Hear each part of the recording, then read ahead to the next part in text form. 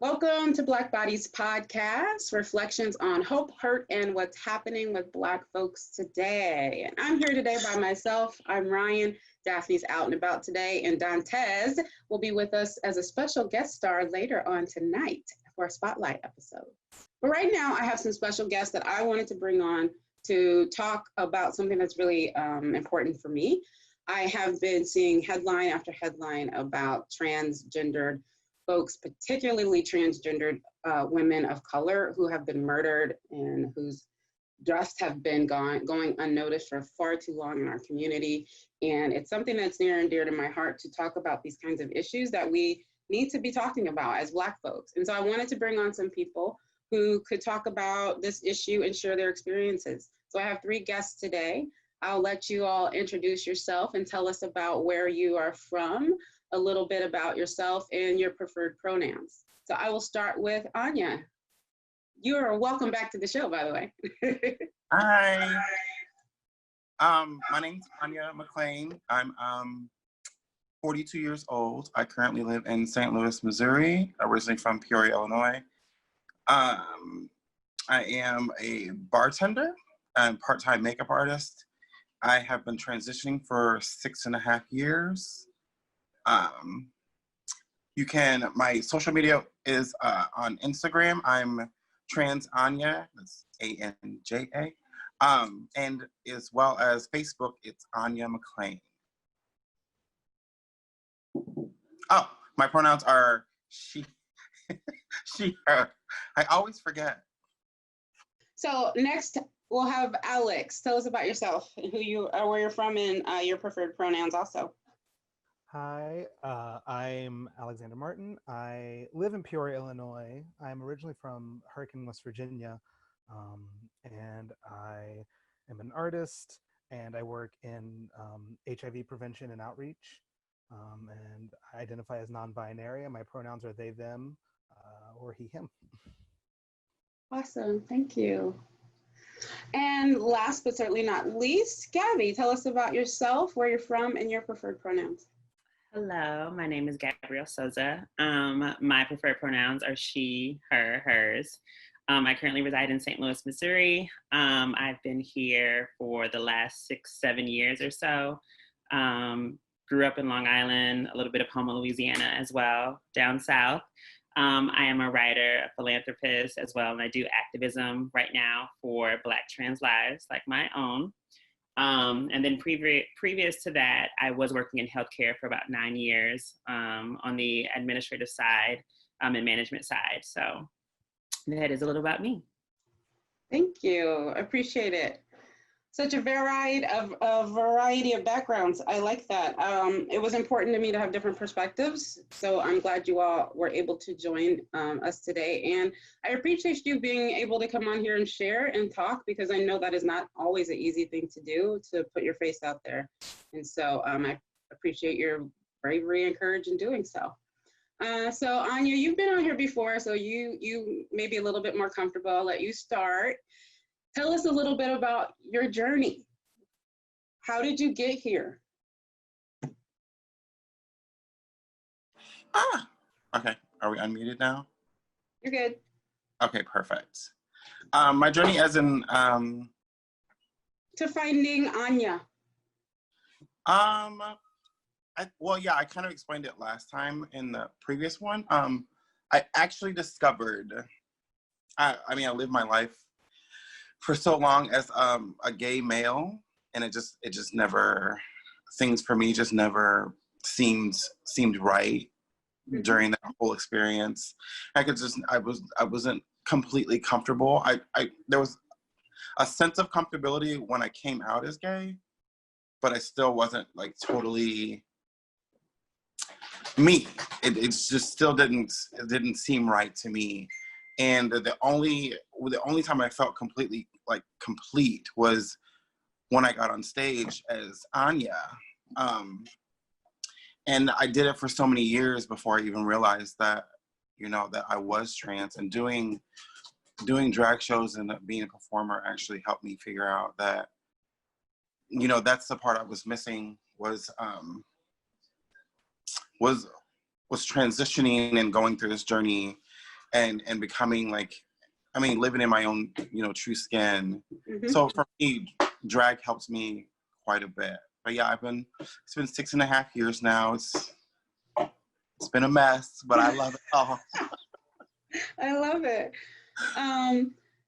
So make the distinction for people between when you were doing drag and who you are now as Anya. So for me back then, like I said, I identified as gay, a gay male. I mean, I would, you know, get on stage, obviously get up in the gigs and put on the dresses and you know, the wigs and put on all the extreme makeup. But at the end of the show, I would wipe it all off and live my life as a boy. Mm-hmm. I still do shows today. The only difference is when I wipe it all off, I identify as female. Mm-hmm. And I live my life as a woman. I get to wear not as extreme makeup and not, you know, but I still embrace my feminine side, just not as extreme. Yeah. If that makes sense. Yeah, absolutely. Yeah, a lot of I want to talk a little bit more later about terminology, because I think some people get confused about the difference between somebody who might identify as a drag queen versus somebody who identifies as transgender. But I want to talk about terminology a little bit more. So how about you, Gabby? Talk a little bit about your journey of determining or coming to your transgender identity. So I've been transitioning for the last 2 years now. Well, yeah, maybe two and a half now. And just like my sister Anya, I lived majority of my life as a gay male pre-transition. I came out, and sometimes I find that this is a thing amongst the trans community, especially. I came out when I was 13 to my family as gay, and that was kind of like, for me, a safe zone. Mm-hmm. I was always a pretty effeminate and androgynous person. And I think I knew even then in coming out as gay to my family that I was trans, but I did not have, number one, I didn't have the support, and I didn't have anyone to kind of like look up to mm-hmm. In regards to that. There was no representation for me. So it made it difficult to kind of like navigate who I was at such a young age. And like I said, finally within the last 2.5 years or so, I finally got to the point where it just got very tiring for me, you know, living this lie of, you know, hiding behind this androgynous, mm-hmm. Effeminate facade. And I just had to come into myself, and I had to make that decision on my own, with or without, you know, support of family or friends. I will say that, you know, I'm still kind of estranged from my family. Unfortunately, I have created a family of my own through a network of friends that I have that are very supportive and very caring and very loving. But it was a journey for me. But I also understand too, like Anya had stated, you know, coming up when I was younger, especially, and like the wigs, the makeup, the hair, and like really loving it, and then like taking it off, and like felt like I was cheating myself in a way, you know. And then finally, like I said, within the last 2.5 years, I was just like, you know, this has got to stop. I didn't feel great about myself. I didn't feel great about what I saw in the mirror because I knew it wasn't me. Mm-hmm. And so, yeah, so finally now I have taken that step and taken that leap to be my true, authentic self. And the last 2.5 years has been great as far as my identity is concerned. Mm-hmm. So, yeah. Thank you. What would you say is like the biggest reward, relief, change in how you feel about yourself since you've fully transitioned? Or I shouldn't say fully transitioned. I know that has a different meaning, but since you transitioned into being a woman full time. I think the biggest reward for me is just authenticity, like in my being and in my identity. I can go to sleep at night knowing that I'm happy to go to bed as a woman, in this world, even as dangerous as it is for Black trans women right now. Right. There's still a sense of trans joy that I feel in womanhood that I feel that is great for me. So I think that is what is most high on that list. Oh, awesome. Peace of mind. Yeah, peace of mind, definitely. Peace of mind. It's a wonderful thing. It is a wonderful feeling. How about you, Alex? How about your journey? Yeah, so I grew up in small town West Virginia, and I'm biracial, so like I had white family and Black family, but it was in a predominantly white area and not a lot of queer role models. But from a young age, like I knew, like I didn't feel like my siblings, I didn't feel like my cousins, like I knew something felt different. When I got a little bit older, I learned what, like I saw on TV, like my first time seeing, I think it was like Will and Grace or something. It was my first time seeing a gay couple. And I was like, oh, like I did, like it was before I knew I liked people. Like when you're a little kid, like in kindergarten, you're not really thinking about dating, but I was like, I saw like two guys holding hands. I was like, that feels close. Until later in college, I think it was my junior year of college, I came out as gay. But kind of like how everybody else was saying, I didn't quite feel like it felt right at the time, but I felt like I was still hiding something. Like there were things about my body, things about how I was dressing that like I didn't feel completely me. And so when I moved to Peoria, I came here for grad school, but it's like I don't know anybody in Illinois. I don't have any family. And I was like, well, I'm just going to live my truth. I started expressing myself a little bit more authentically. Like if anybody finds me on social media or something, you can look at photos from like 2014 to now and see this transition of like presenting myself more and more femme, like nurturing. It's like I was, since a kid, like hiding my feminine side, my feminine energy, my feminine identity, like hiding that. And as I got older, like she was hurting and she needed to come out in some way. I actually started doing drag 3 years ago. Met Anya through that. She's actually done my face a few times. Fantastic work, by the way.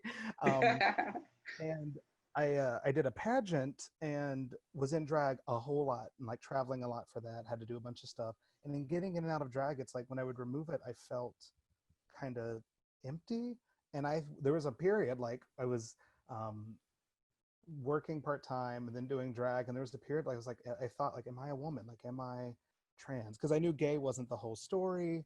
And I didn't feel weird like when I like saying the phrase gay man, like I feel like that doesn't apply. Like I don't feel like a gay man. But then like within Central Illinois and then like in the art world, meeting so many queer awesome folks, like I learned about like being non-binary. And that's just like for me, like non-binary is a term I use just to let someone understand my experience. Like, oh, I'm not really a guy, but I'm not exactly a woman either. It's just a term to help people better understand where I'm at. But I heard people talking about that. Like they were, this animator I really like, she was talking about being coded female, like being assigned female at birth and being raised through that lens. So seeing the world kind of that way, but still feeling a disconnect to that identity. And then I realized it's like, oh, I can nurture my feminine side and my masculine side at the same time, and just be me and exist as me. And so it's like I get to like, I think drag helped with that a lot. I carry a little bit of Artemisia with me in my day life now as Alex. But going on that journey and then like making, like in my art practice, make a lot of work about identity and stuff. It helped me unpack that and learn that like identity is not stagnant. I'm not always the same person. I can sort of shift as time goes. Absolutely. Yeah. Think about all the changes we go through in a lifetime and personalities one goes through in a lifetime. Thank you. I appreciate you sharing that. So non-binary, the definition of that term for someone who may not understand what that means is? So existing or your identity is outside of the binary of like male or female. So you don't really identify as male or female. There's loads of terms to describe that area, like gender queer, gender nonconforming. And really, you just pick the word that sort of suits you. Just like people across the world have different words for spiritual healers. They say I'm a healer, a shaman, a witch, a priest. There's different words for that same identity. Non-binary is just a term for that area where you don't really feel like you fit in either. And it can be everywhere. It's not like gender is not just a binary. It's like a sphere almost. You can lie anywhere inside that or Absolutely. outside. Wherever you like. Yes. So that brings me to the terms. Transsexual is one that I feel like I used to hear a long time ago. I've been around for a while. I hear it randomly used, but I don't feel like that's an appropriate term. So I don't know. Y'all tell me. How do y'all feel about that term? Jump in, anybody.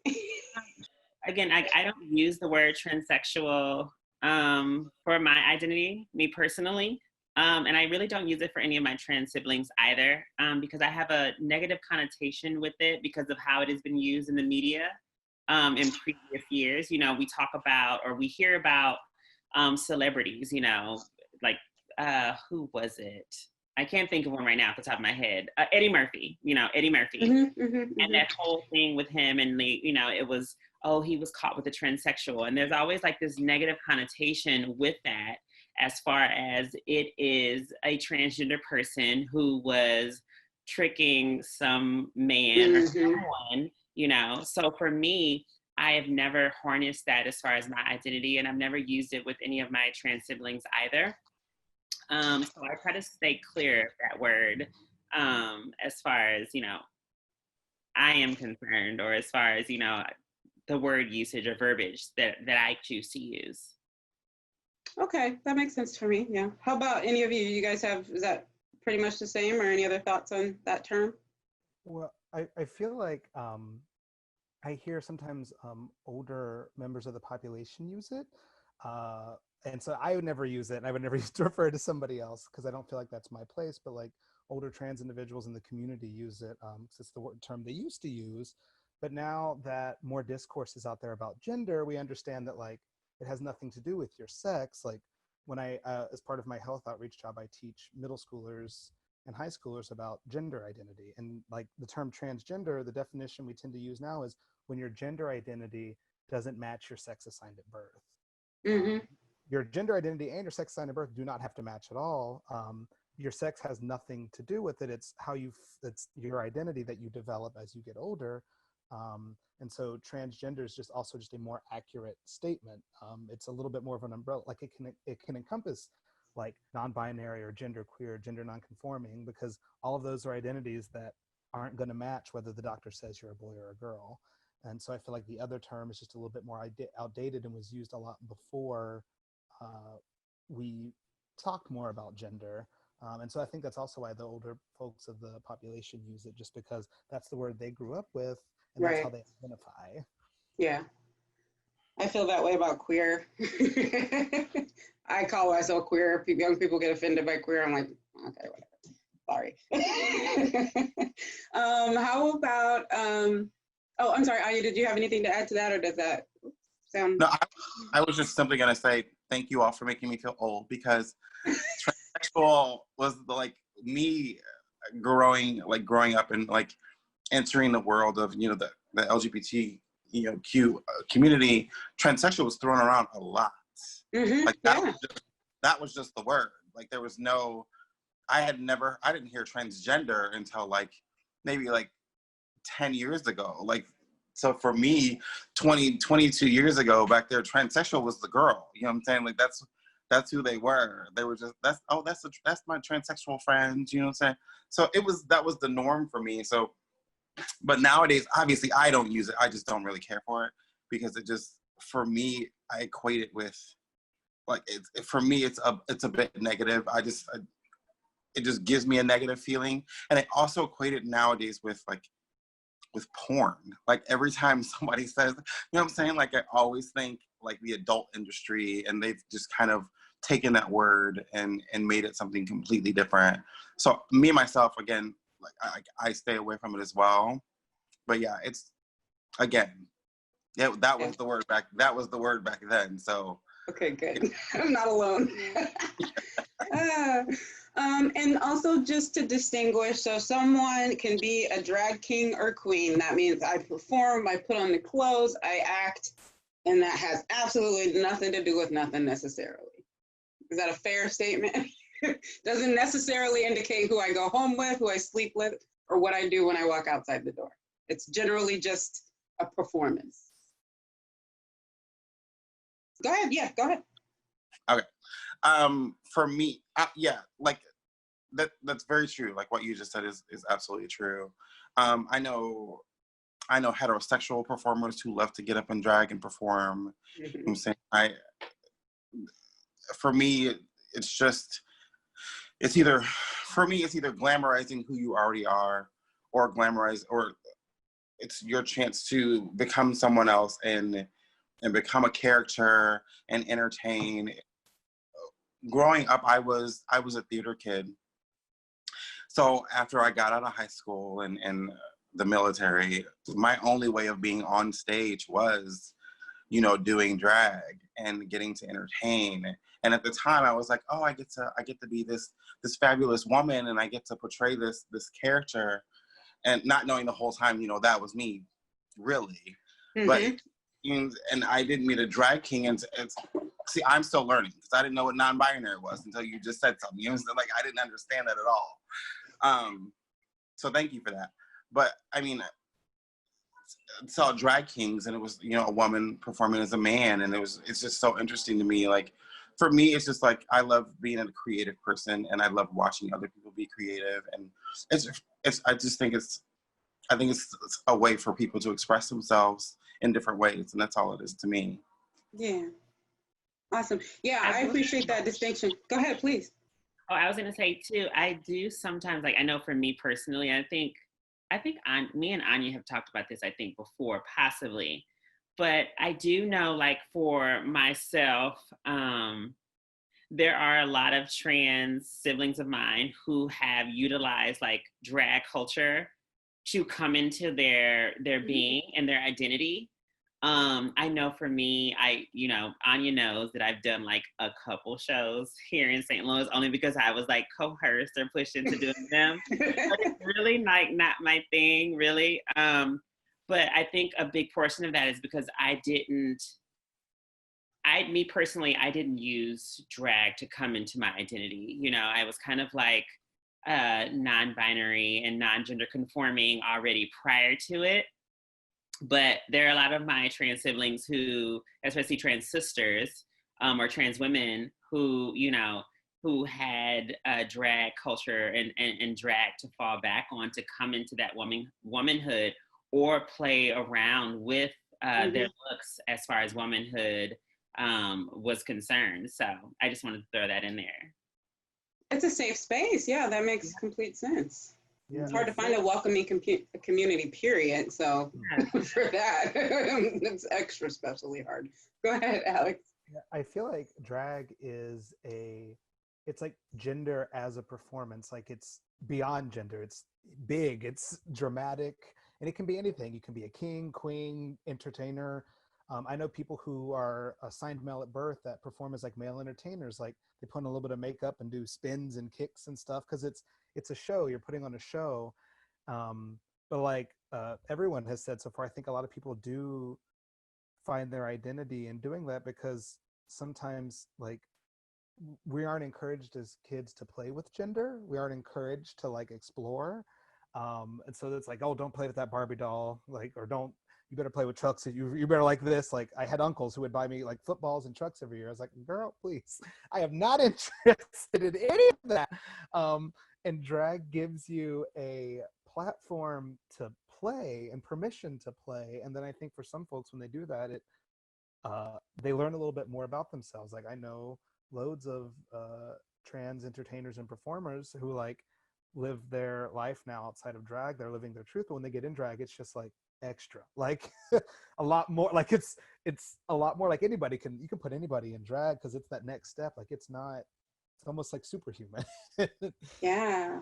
So I have to admit, I have always been a huge drag fan. I've always wanted to be a drag queen. I've always loved drag queens. If I could surround myself with them. Because for me, it's like the ultimate celebration of womanhood. It's just like everything extra that you could be about being a woman, So I've always thought it was awesome. I've never took it offensively, but I know not everybody feels that way. So let's see, what else? So talk to me a little bit about the violence that has been happening in this country, particularly for trans females. I'm not going to say it doesn't happen for trans males. I just feel like it seems to be in abundance, a lot of trans females that I hear about. But I'm sure that the trans males that are murdered or killed probably don't even get noticed potentially. How is that impacting you all, and where do you think that originates from? Where do you think that's coming from? Anybody who wants to pipe up first, go ahead.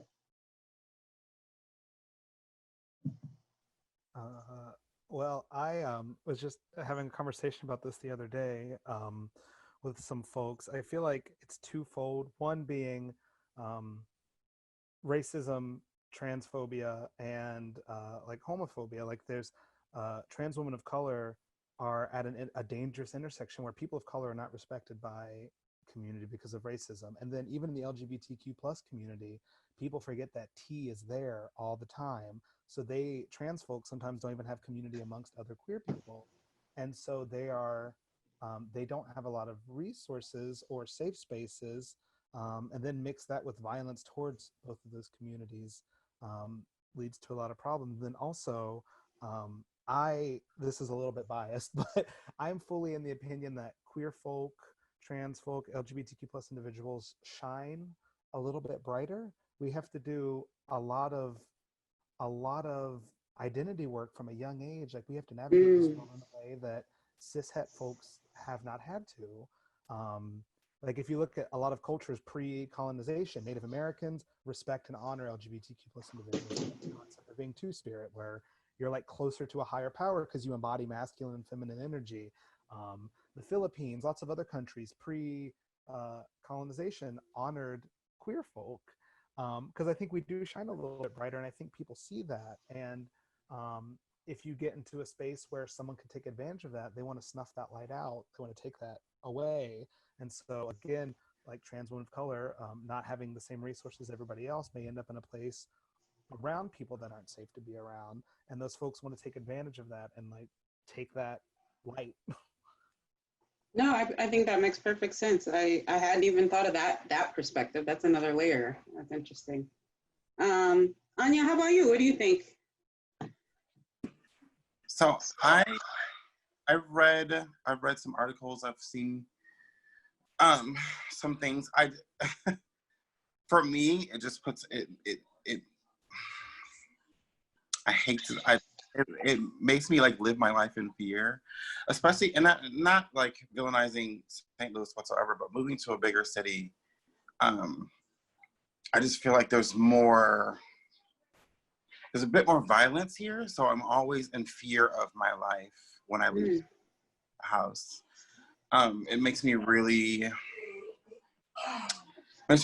like leery about who I spend my time with, or who I let into my circle, or even in my home.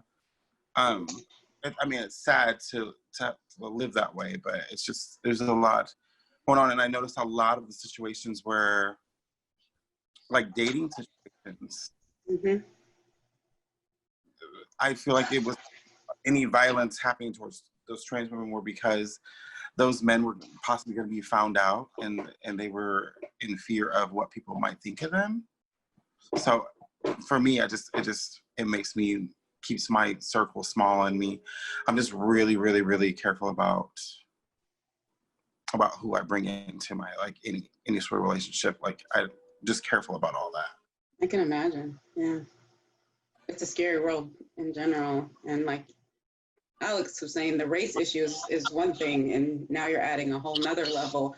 I'm interested, and not that it's worse or different, but do you feel any different, safer, or less than walking around as a gay male than you now do as a transgender woman? A gay black male. I'm sorry, let me put it that way. A gay black male.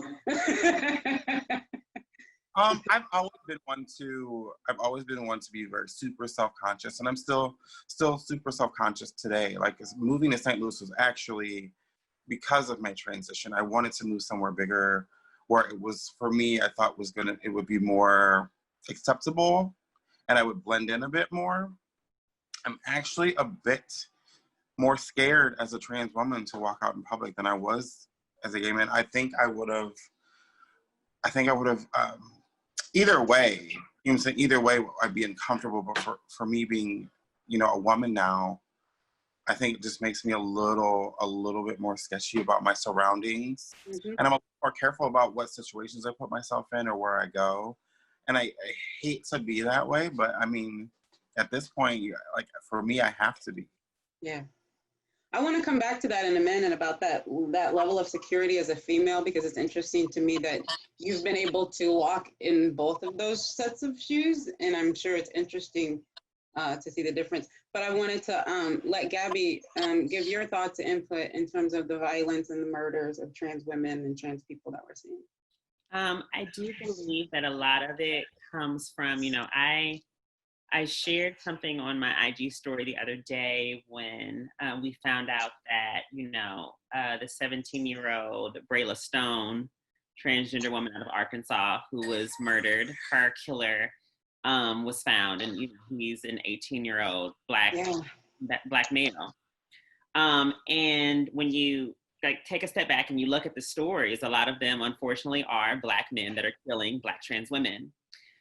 So it brings the question for me of, you know, what necessary conversations are not happening on the home front and at home with our Black men to remove the shame and guilt and negativity around loving a Black trans woman.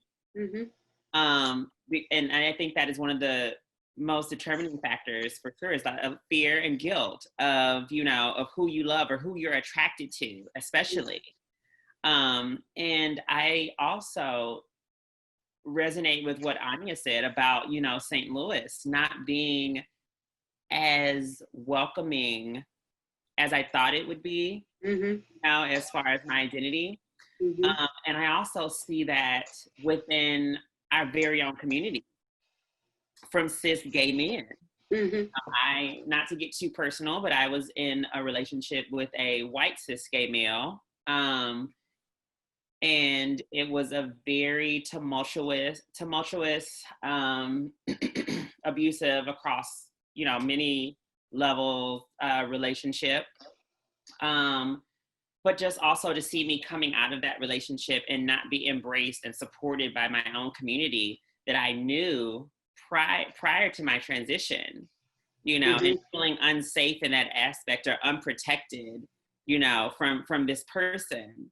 And so it is very hard to navigate. And I think a lot of those, like I said, I think a lot of it stems from fear, guilt, shame, and the necessary conversations that need to happen, like the ones that we're having now, are not happening with men in our, you know, our own queer communities, or hetero and cis men at home with their parents, and with family and things like that. So I think that is one of the things that keeps it ongoing.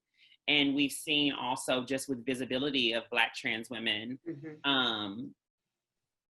how the more visibility that we have, the more fear, shame, and guilt that these men tend to have in being outed, you know, in regards to loving us, or, you know, their truth of who they are, how they treated someone. So it's very layered and it's very complex. Yeah, I seem to notice there's seems to be a correlation. I don't know, I haven't looked at the numbers. I do feel like trans people and trans women are becoming more and more visible. And so it's interesting to me that there seems to be more and more anger and backlash in the Black community towards Black trans women. And those tend to be the ones who are in the spotlight and winning out here. And so anyway, it's interesting. Any other thoughts about that before I ask the next question? So have any of you, if you're comfortable sharing, been on the other end of any sort of, if not violence, but just aggression or discrimination as a transgender individual or as non-binary? I know I recently spoke to my situation with my ex. I will say in my journey of coming out in healthcare specifically, there was not a lot of support for that. And that is one of the main reasons I left my job last year in November. I was working for a healthcare organization here in St. Louis, and one of the biggest here. And I decided, when I decided my transition, you know, I had went to my boss at the time and let them know, who then referred me to HR. And HR basically told me that they did not know how to handle something like that, as far as an employee transitioning while actively employed. They had nothing in place. There were no guidelines, no rule book, no nothing. And they basically told me that I was going to have to hold off on my transition until they figured it out. And I would say that took them about 2 weeks. And when they finally did it, they sent like a huge, and for me, it was very mortifying and embarrassing email to the entire company. I mean, like corporate level, hospital level, local level, you know, in regards to who I was becoming. You know, so all eyes were on me in a sense. And so, you know, my goodness. You know, and so already I'm feeling a little, you know, under the gun as far as, you know, walking through these doors and coming into my own office and presenting differently. But now I have people actually like knowing to look out for me and wanting to look out and see, you looking know, for you, right? for me, like, what does this person look like? Like, you know, and so it was very mortifying and it was very embarrassing. And healthcare is dominated, in my opinion, healthcare is a male dominated field. As far as our executives, our doctors and things like that, you know, women usually are the nurses and, you know, work in the office and things like that. But even pre-transition, I think there was a disconnect for me with the higher ups, the male higher ups, as a gay Black male pre-transition. You know, I didn't have that respect, that level of respect that, you know, they would give to their white colleagues or peers. And so now transitioning as a Black trans woman, you know, in a position of power or management, they really weren't trying to have that. And so there was just no support. They questioned everything that I thought, and it became very hard to basically keep my job. And like I said, last year, November, I finally resigned and I left healthcare. And I went ahead and did my own thing and figured some things out that I, you know, found to be fulfilling for me and that worked for me. Yeah, that is an experience of mine, you know, as far as discrimination in the workplace around my identity. Wow. I can't imagine. That sounds really painful, especially for people that you would hope to be really supportive and encouraging of you at a time like that. Absolutely. Have that. You know, and I think sometimes I do sit in the fact that, you know, that institution that I worked for at the time, it is a Jesuit institution, you know, based in, you know. You have to expect they have some level of conventionality and some values that may not be aligned. Absolutely. You are. Right? Does that make it right? No. No. But, you know, I'm just like, that's probably one of the reasons why. And I just, you know, shake my head and I just go on about my business, you know, or about my day when I think about it. But I'm sure that was a lot of that was rooted in it, I'm sure. Yeah.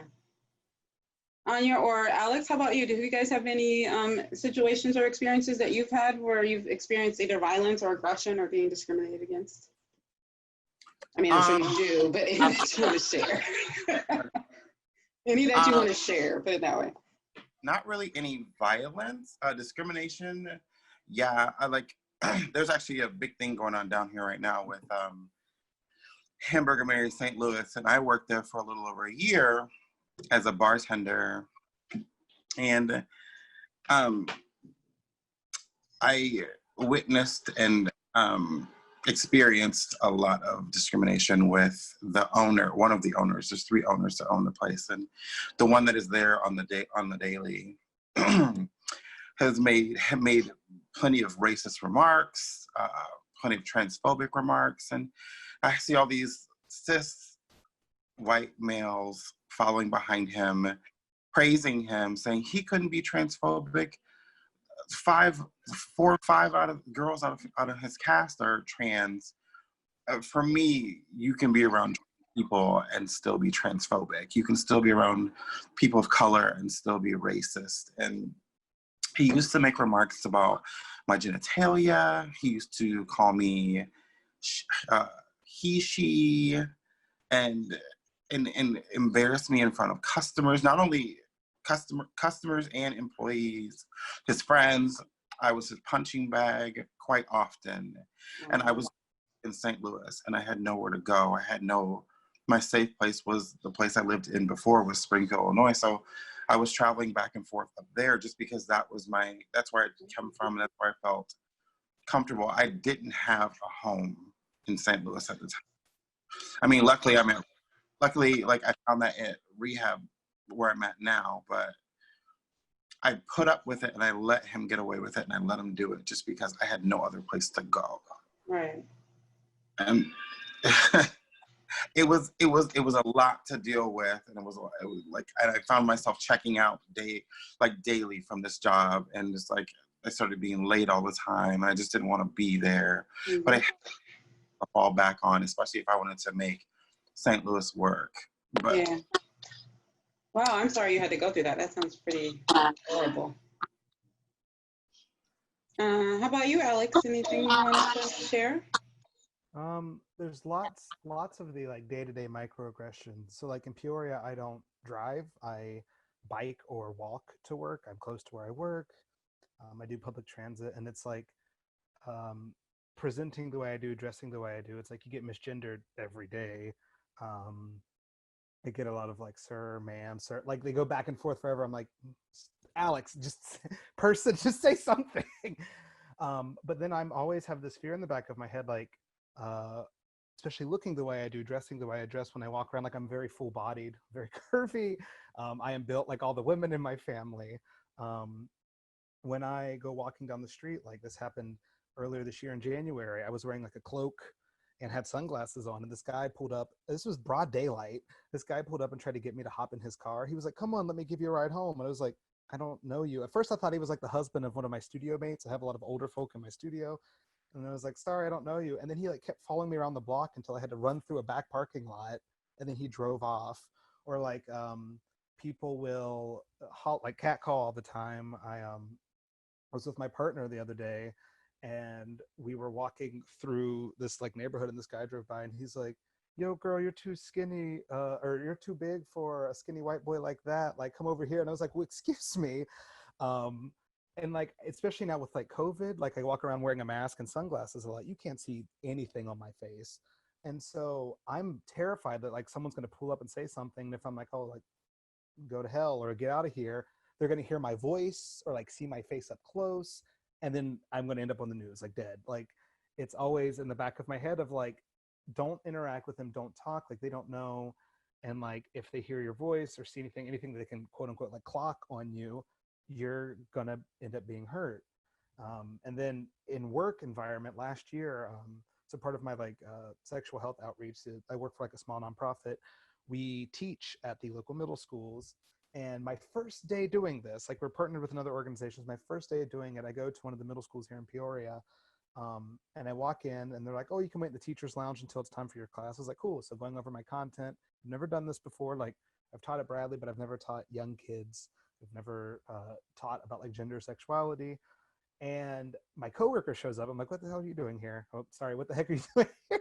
And then she was like, something happened. They like called the office, and like the principal does not want you in this school. They want you off the premises. They're asking you to leave.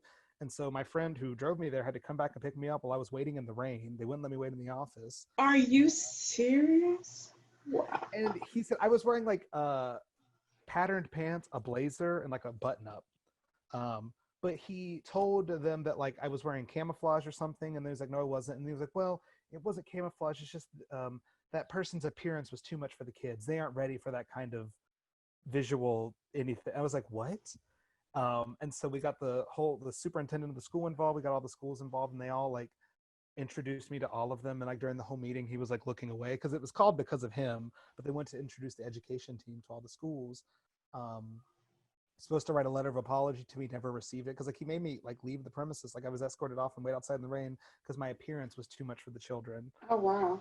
This past year, I went and taught at that school again, and like you best believe I was in the teacher's lounge with like leather pants on. I was like high heels, reading my manual, just looking at him when he walked in. He says nothing. He won't make eye contact with me.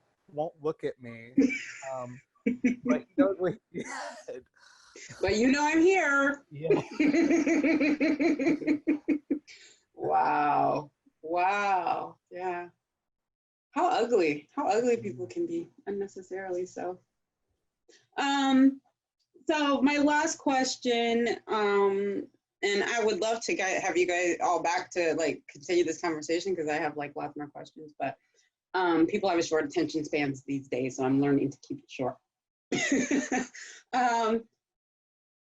Real women versus not real women or trans women. I've heard this conversation a lot. It might be like just in stupid places on social media and stupid people saying stupid things. So a part of me just thinks it's a lot of nothing. Have you all been received well among other women and feel like you've been embraced in the woman community, or do you feel like you're very much set apart from still? I have heard, the conversation where, there is, I forgot there's a young man who's Instagram famous, who has like kind of stepped up. I don't know his actual like handle, but he's a Black gentleman with dreads, and like he recently did a video about trans women and this ideology around us having to disclose our trans identity right up front. And I'm not sure if anyone is familiar with Chef Roble. I think he was like on a show on MTV or something, but he had like released this statement about like his attraction to, again, real women, meaning just cis women, and the differentiation between cis women and trans women. As far as my identity, I'm just a woman at the end of the day, just like you are, may identify as a cis woman. You are my sister, and so forth, and we are the same. I may have to do some work as far as the surgeries that I have to, obtain to achieve, cis womanhood. But at the end of the day, for me, I am a woman, and that is how I choose to be identified, and I won't allow anyone else to not identify me as such. As far as cis women, though, I have not personally received any disconnect. I have seen like discourse or some conversations that come across as problematic from cis women, especially Black cis women. But I haven't experienced it personally, but I have seen it. And again, I think a lot of that, in changing that narrative and controlling that narrative, it just needs to be a level of communication and education on everyone's parts, and of course visibility for trans women to tell our stories and let people know that we are the same as our cis female counterparts. Regardless of the extra hurdles that we had to jump over to get there. So that's my take on that. Thank you. I appreciate that. How about you, Anya or Alex? Do you guys have anything to add to that? Me myself, I've like Gabby, I've witnessed it, but I've never really experienced it like firsthand myself. Not at least not from cis women, more from gay men. The people I'm really close to, people I'm in my circle, have made little comments about, or little things like when you're having a conversation and it's like, oh, is she a real woman? Or is she like you? Like, I have a really big issue with that. Like, I'm not going through this to be a fake woman. Right. That's not, I'm not, like, this isn't like Build-A-Bear or anything like that. I am a woman. That's what I identify as, and that's what I'd like to be referred to as, real or fake or however you see me, just woman. Yeah. Keep it simple. Yeah. And for you, Alex, as non-binary, how do you feel like you're even a part of the conversation? I have had anxiety towards because especially in the LGBTQ plus community, like when I first came out, I was like, oh, I can be comfortable around gay men because I guess I'm one of those. But then like there's kind of a culture that I didn't feel a part of. And then when I started developing my own identity, they don't like, they barely sometimes, I don't want to use blanket statements, but like barely understand trans identities. So if you bring in like, oh, I don't want to be a woman, but I'm not like one of you, that a whole nother level of crap you have to navigate through to like have that conversation with them. And so just feeling, especially like being Black as well, it's like a lot of gay spaces are dominated by white cis men, and it feels very alienating. And then like I've had issues with personal like navigating I was at work filling out paperwork and like working in sexual health, like I tested myself one day and I was putting my information in and they had like a spot for my gender, and it's like under by state standards, with since my identity doesn't match my sex assigned at birth, like I go under the trans tab. And it's like I don't have the same struggles as like my trans siblings out there, but I like trying to navigate that within the trans community too. Like there's plenty of awesome and accepting folks, but then sometimes you still run into a little bit of like, well, why aren't you doing this? Like, why aren't you getting this surgery done? Or why aren't you doing this? It's like, well, no, my body's like, I don't feel like the sex I was assigned at birth, but my body's where I want it to be at. And explaining that to people gets kind of like bothersome. And then makes you feel kind of, because it's like I live in all these in-betweens. It's like I'm biracial, I'm from the like rural South. It's like I have to navigate like these in-betweens in like every facet of my life, and it's like can lead to like identity crises. As far as for like cis women, it's like I think I've experienced this like in drag, and then I've seen a lot of my trans siblings experience this in and out of drag, on and off the stage, of like these microaggressions of like cis white women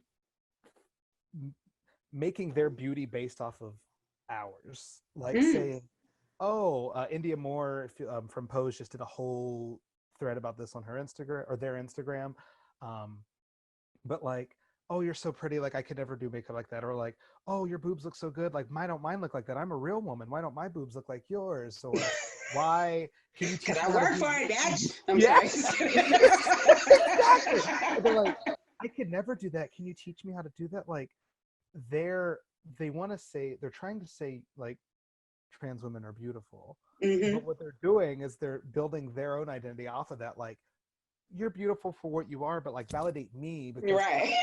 Validate your identity. Let me get some shine off of you while you're shining. Exactly. Yes, I get it. And you see that all the time, and it's like no one really clocks it as being super offensive. Like it's not as blatant as like blatant transphobia, but it's a microaggression like that builds up over time. Like if people like my friends are constantly getting compared to quote unquote like real women, like, oh, why can't I do that? Why can I do it? It's like queer folk aren't there to bounce your insecurities off of because you happen to be in the dominant culture.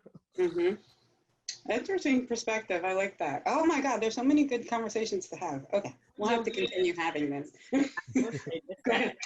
Just to add on to that too, you'll hear, which I don't find as a compliment at all, is like when you do tell someone or express to someone that you are trans, then being like, oh wow, like I would have never known that you were trans. And I'm like, that is not a compliment. That is not a compliment. Like saying, oh wow, I never knew that you were trans, or what work have you had done? You know, I've had a lot from, again, cis white women, from cis gay men. I hear that often, like, oh wow, like you are so pretty for a trans woman. Like, are trans women not supposed to be pretty or attractive? Is that not supposed to be our aesthetic? Can that not be our aesthetic? Like, what People kill me with backhanded compliments. I'm just like, these are not compliments, y'all. Like, they don't make me feel great. They don't make me feel good. But, you know, things like that. So it is a thing, unfortunately. Yeah, thank you. Because I think a lot of people, I hear people say just all kind of things off the cuff, and they have no idea how it lands and how it hits people, you know? It's, they are saying things tongue in cheek and it seems funny and it doesn't seem like a big deal, but when that has to hit you and it lands on you, it's a whole different, you know, experience. So people, and I think especially of our, you know, Black folks, we don't necessarily take it as serious. All these terminologies, these new terms, this newfangled stuff, right? We don't necessarily take it serious. But I see four beautiful people, but 3 beautiful people in your life and your experience and all the value and beauty that you bring. And I'm just like, you know, I want to see you and I just want other people to see you. And so, yeah, thank you so much for being a part of the conversation, being willing to talk about this stuff. I know it's not always easy. I think it's very courageous to walk in your truth. I think it's very courageous to be out here fighting for your rights and visibility and to be seen. So thank you for doing that. And thank you for coming on the show. And hopefully we will have you back again. Thank you.